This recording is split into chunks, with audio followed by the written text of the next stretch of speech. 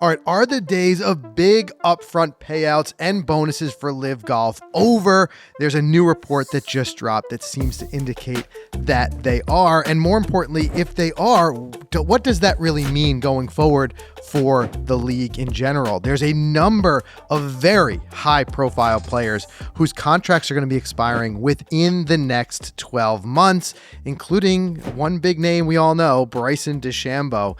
And if they're not getting once again those big incentivized signing bonuses, does this mean, Mike, that we're going to see guys coming back? What does it mean for the two tours? And also, one thing we got to dive into is whether or not this report is actually credible, because although it did come from Golf Week, which is usually a well-known source, it is the only source reporting this. So I want to dive into that. We're going to talk about the quotes of exactly what was said. I want to talk about each of those individual contracts that we've got to look at coming up and what might be the future for those contracts, and also talk about some of the foreseeable future of what might just happen to LIV and what individual guys who are making that decision of whether or not only to go to LIV, but whether or not to stay in the league, what they're going to be deciding on with their agents. We've got a list of things that we've got to go through.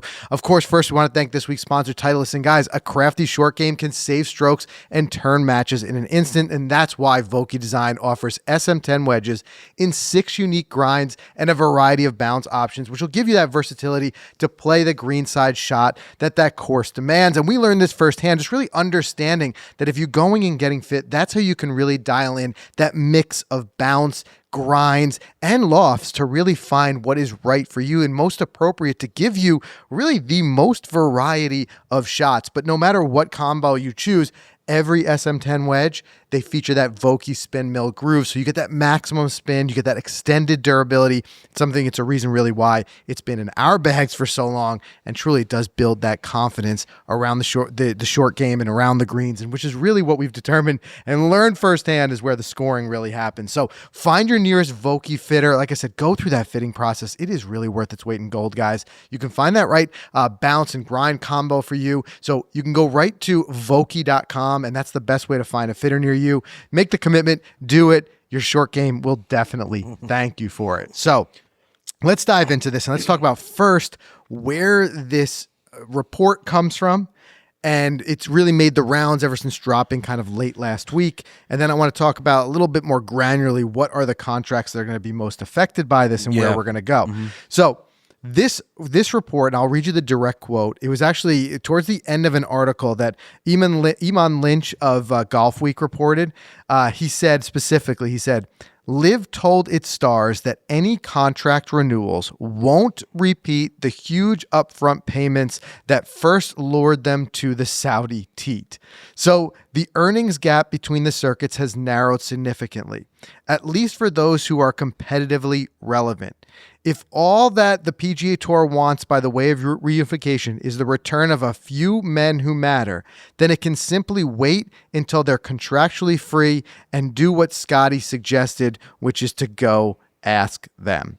So obviously a lot to unpack there. And what he's referencing was Scotty recently in a press conference basically put and again, it gets started to sound a little bit more contentious. Like we're not going to come to some sort of agreement. But what Scotty, and I'm paraphrasing, but what Scotty had basically said was, if you want to know when the leagues are going to get back together, go ask them. They're the ones who left. They're the ones who have to repair it.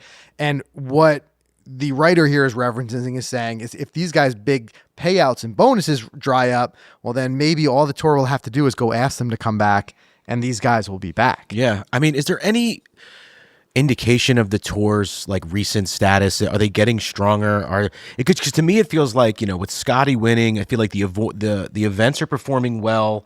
You got Rory winning the Masters. Like, they got their storylines. They're making these great stories. Do they need LIV anymore? Do they need these guys back anymore? Are they slowly saying, you know what? The heck with these guys. I think we're just doing what we're going to do. That's to me what it feels like now. That's kind of like Scotty, like, go ask them, because we're in good shape. Yeah. Well, one thing I did here is a good argument. I think you can definitely make the case in point. You guys weigh in the comments and let us know, as their own standalone products, are they strong enough for you? Whether you watch LIV, whether you watch the PGA Tour, you watch both. Let us know in the comments, is it a strong enough product in and of itself if we never saw these guys come together other than majors again. One really solid point that I saw along the way, I don't remember who this one was from, but in one of the articles I was reading, one guy made a solid point in saying, as great as it is to watch, like we just watched Scottie Scheffler and his incredible dominance at the Memorial Tournament, but there's a certain degree of the storylines becoming a little too soft in that we can all root for Scottie. Yeah. But the lack of villains, something we've said before, just the idea of having someone like what Patrick Reed used to bring to the tour, whether he wants to take on that villain role or not, he played the role well, you know, and it got people invested to see whether they were rooting against him or rooting for the villain to, you know, kind of put a little bit of a charge together, whether it be him or even like Koepka, which he has this abrasive bit to him. Bryson was the villain until he's now the hero in a lot of people's eyes. But there's a lot of people who say that makes it a more storyline compelling product to have those guys. Now, that being said, there's still a ton of talent on the PGA Tour. I don't think it's a need in a talent way, but it might be a need very much in a personality way. I mean, do you think Rory's a villain or becoming? I think for a lot of people he is. I think for a lot of people, to press I think Rory is a love-hate guy. Yes. You know? And Scotty's a love. Right. That's what it seems like. It's hard to root against Scotty. I don't think there's anybody who Scotty rubs them the wrong way. Yeah. I think that Scotty might just not bring up as much passion in some people because of the fact that his personality is, for lack of a better word, a little bit vanilla. So you get a little bit of that. But I do think that there's some benefit of that. But let's quickly look at some of these contracts and where they stand. So the biggest LIV contracts, the biggest payouts, and effectively, again, what is being indicated in this is that as these come up for renewal, what he's saying, and again, this is only coming from this one source, which I want to hit on a little harder in a second, but what he's saying is that LIV, and he didn't identify who, had told these stars that as we get closer to renegotiating these contracts that are coming to an end, we're not going to be negotiating them with these huge upfront payouts. Examples, Jon Rahm, biggest contract, $300 million. Phil Mickelson, $200 million. Brooks Koepka, $130 million. Dustin Johnson, $125 million. Bryson DeChambeau, $125 million. And then just beyond that top five, you got Cameron Smith is another notable $100 million. So Dustin Johnson, first and foremost, his contract expires. He was one of the first guys. Year, right. So what they're basically saying is when DJ comes back around, don't be expecting to see another $125 million. Yeah. Now, in that same article, Lynch says, his exact quote about Dustin is that Dustin seems happily checked out from career ambition 100%. At this point. He's set financially. He's kind of achievement-wise. Well, he's also kind of said that. I think he said at this point he'd rather just, I forget his exact words, but he's happy to become just the sports dad at this point and get to his kids' stuff. He's got more money than he ever needs. The competitive flair is gone from him. He's got what he needed out of his career. Right. Unlike a guy like, I could see Rory's just going to keep playing because the competitiveness, he'll just keep him going. Yes. DJ seems perfectly content with the lifestyle he's created for himself, you know, and whatever. We don't know other than that. What he might have some internal things that he hasn't expressed, but from everything we're hearing and seeing, that's the way it seems to be. The other ones that you have here are DeChambeau and Koepka. Both of them are contracted through the end of the 2026 season, at which point that they can walk away. Cameron Smith, another notable. The full details of his contract were not released. However, most people believe it was a 4-year deal, which would put him through the end of the 2026 season. And it really only leaves the only kind of remaining out of that list, other than maybe Phil Mickelson, who you could also kind of put in that same boat of DJ. I think Phil is still very invested in what he does with YouTube and all that stuff, but I don't see Phil as ever being a guy who leaves LIV, whether he gets a big contract or not. That guy's made enough money in his career.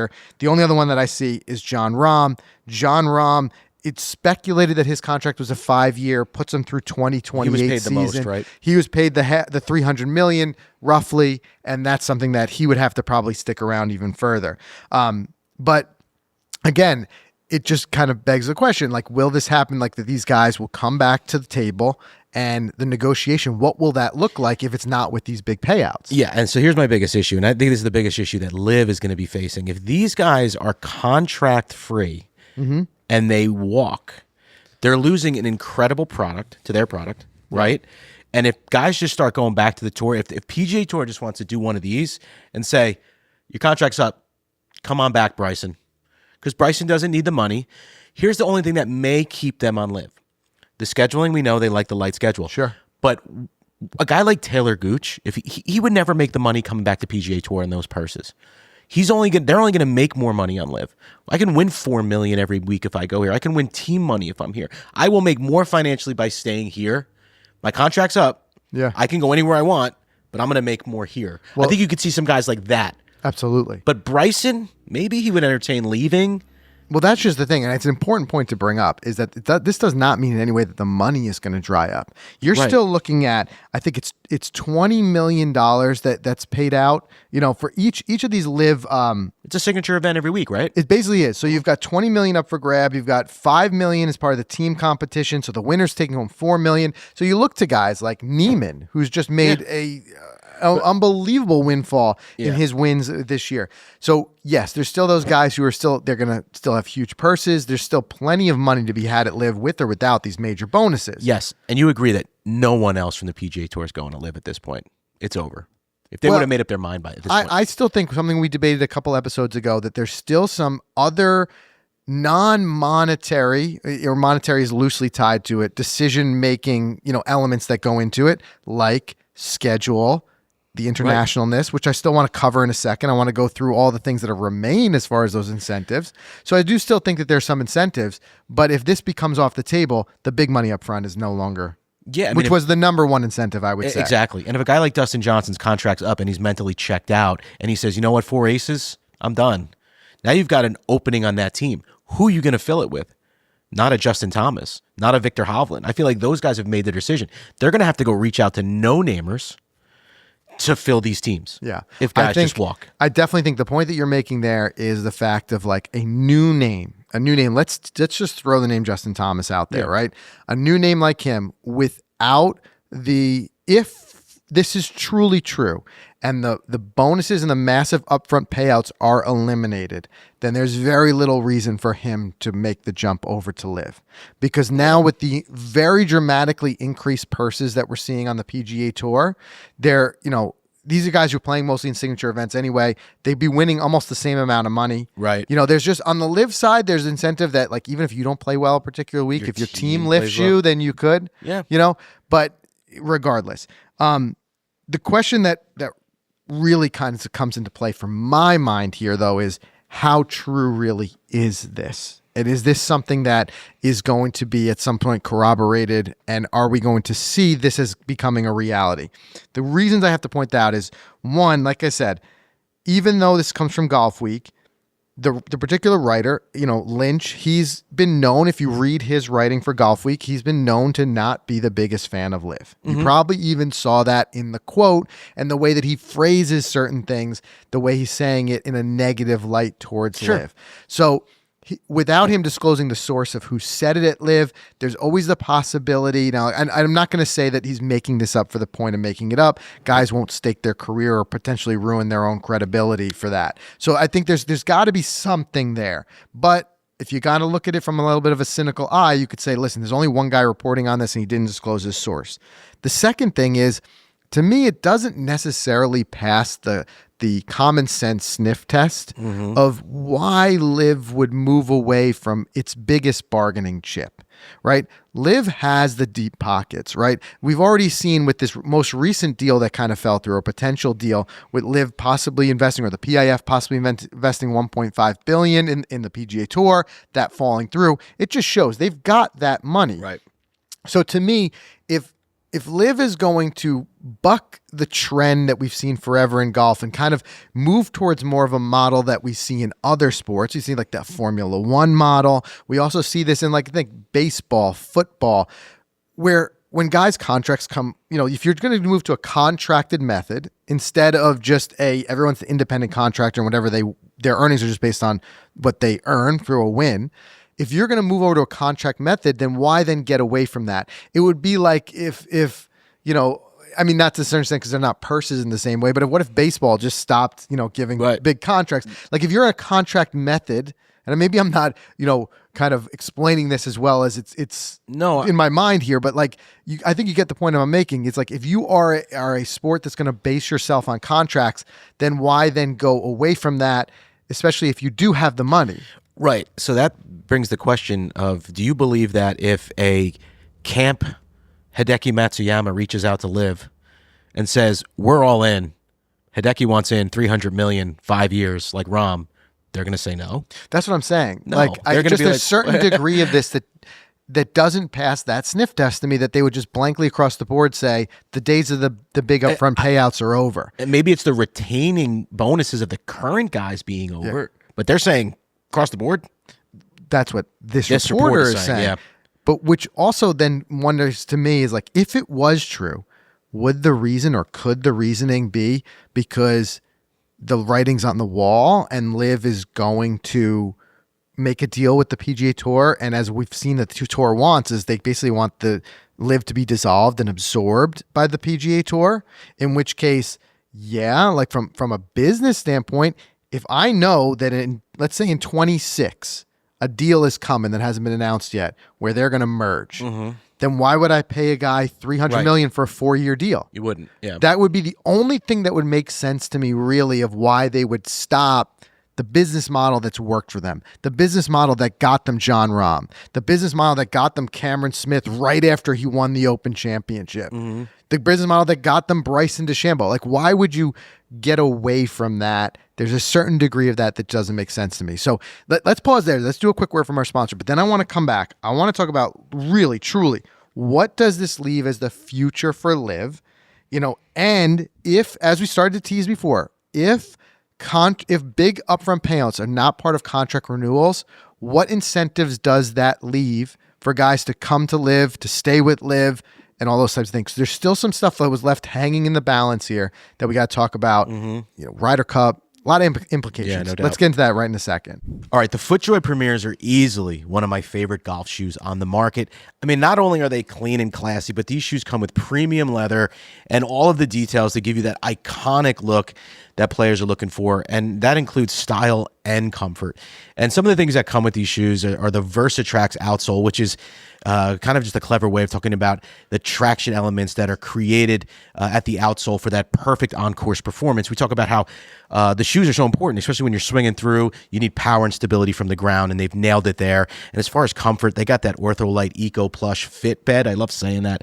It's pretty cool to ensure that all-day comfort. I mean, we got Sand Valley coming up, and I know one of the days we're playing 36. It's all walking. So between the Premiers and the new Hyperflexes that we've been talking about, I mean, I've got two incredibly pairs of shoes. Not only do I want to be comfortable out there, but I want to play well, and you got to have the right shoes for that. So check out the entire lineup of Premiers. There's a ton of them on there.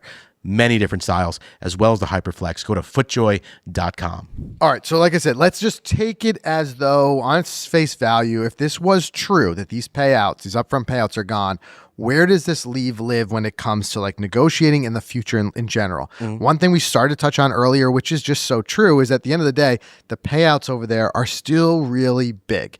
It is literally like having a signature event week in and week out. These are still, as we talk about, no cut. It's like, it is still a lot of Everyone's ways. earning. Don't forget that. Like, you're guaranteed money if you're in the league, right? You're going to get a payout, where it's just not something that the PGA Tour can offer anyone. And I think about up and coming talent.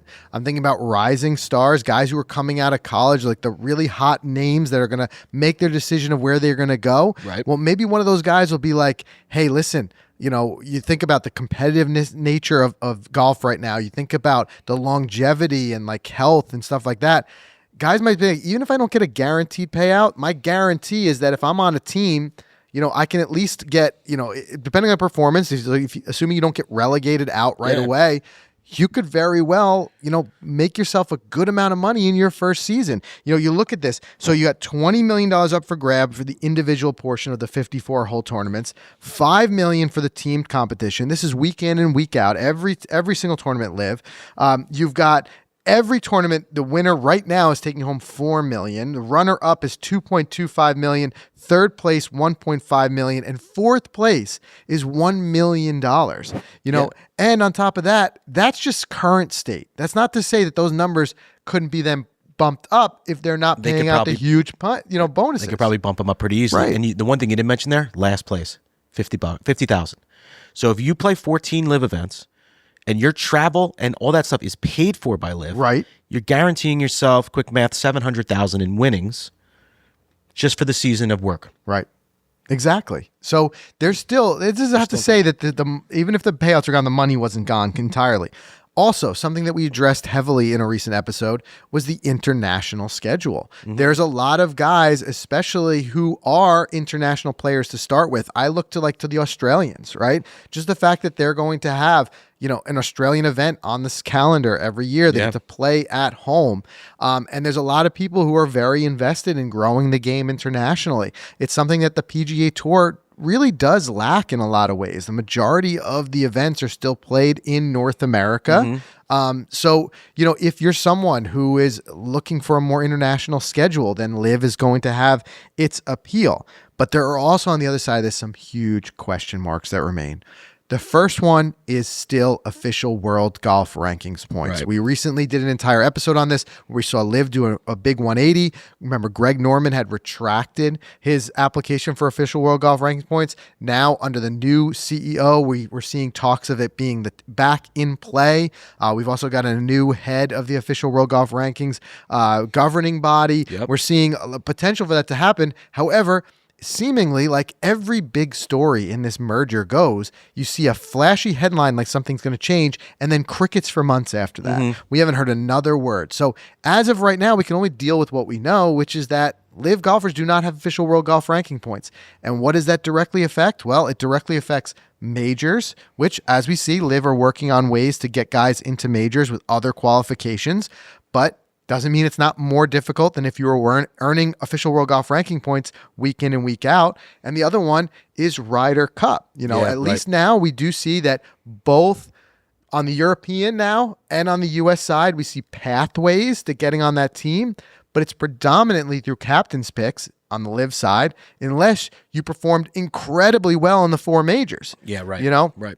Right now, we see Bryson on the U.S. side is solidified. He's solidly in, as if his performance continues in majors the way we're seeing. He's solidly in that locked-in picks zone right now. Yeah. But it doesn't mean that he might not fall out. He's swimming against the current as no the rest of them without that. So the guys that really matters, that's important. And the last point that I'll bring up is another thing that we talked about here on the podcast, which is the fact that there has been a lot of criticism of whether or not the LIV schedule adequately prepares guys for majors. There's been cases made of saying that there's too much travel. They're flying from Hong Kong, then here, then ever, to get the appropriate amount of rest and catch up that they need for some majors. Yep. Whilst for others, there's almost too much time off from competitive play. A lot of these guys are going to go into Oakmont with only really one tournament in 4 weeks under their belt. Yeah. So there you got a lot of like